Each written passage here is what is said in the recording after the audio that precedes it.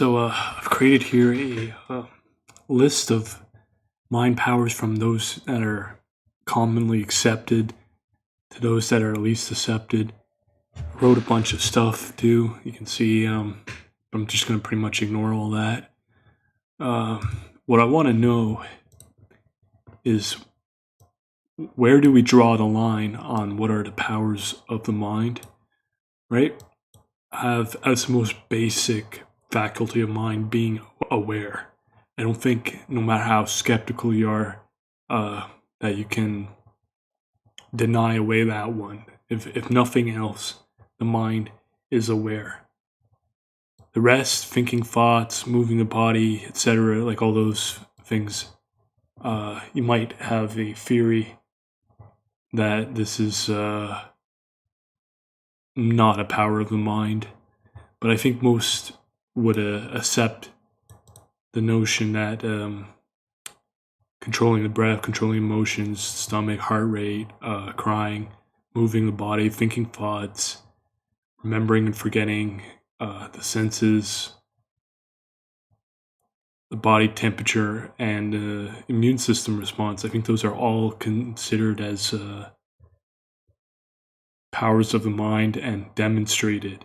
Some of these two here, the controlling the body temperature and the immune system, I think before Wim Hof, there would probably be denial about it, but now I'd say it's quite reasonable to accept it. But within this section here, I have controlling the healing process within one's own body. I don't think there is an acceptance that this is a power of the mind, but I don't see theoretically why you wouldn't be able to when you can control every other aspect of the body. So I think this is where we currently draw the line. No, and then everything after that is in the category of extrasensory perception, like perceiving emotional states of other persons, registering intentions of other persons, perceive thoughts of other persons vaguely or detailed, sense the thought atmosphere of a place vaguely or detailed, know the past history of an object or person, perceive objects at a distance. Knowing the past history of an object or person, that's psychometry. That's what supposedly Peter Hurkos has done, but I've read Flim Flam by James Randi. I'm really not considering Peter Hurkos anymore as someone who has validly demonstrated psychometry. And then the next, so yeah, that's the first section is all powers of the mind over the body, and most of those are accepted powers, I believe.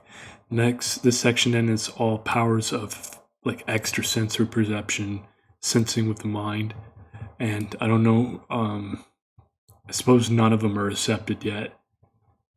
And then the next section is just different forms of influence,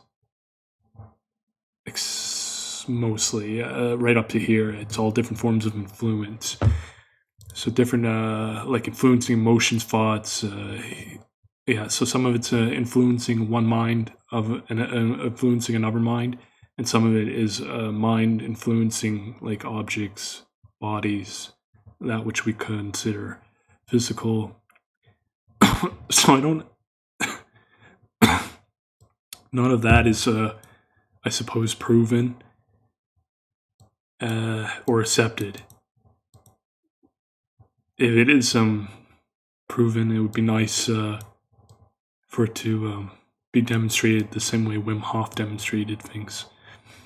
Knowing the future and existing, less also as powers of the mind. I don't think it's possible to know the future. Maybe to predict it, but not to know it, because I don't think the future is an actual thing that you can know. It's just, it doesn't exist. It's just the present. But that's my own biases from my own metaphysics, where the past and the future don't actually exist. It's only the eternal present, but anyways. And in existence, like, does mind exist of itself? Is it an eternal something like everything else, right? Energy never destroyed or transmuted. or some would think that maybe the mind is contingent upon something else. All right, yeah, I don't really want to talk about all that though.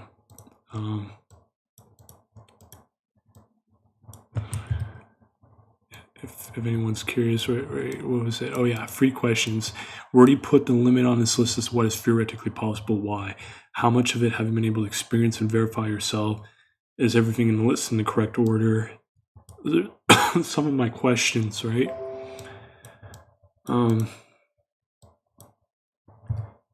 Yeah, so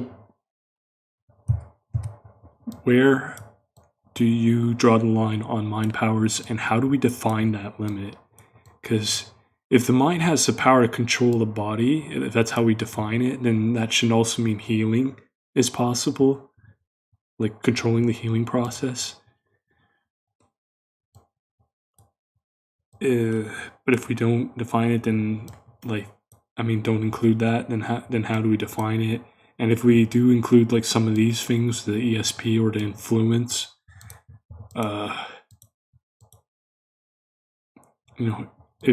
be curious about someone who believes in ESP but not influence, why you would draw the line there. I haven't been able to get any interesting feedback so far on this, but I'm hoping to get feedback, and yeah. Where do you draw the line on mind power?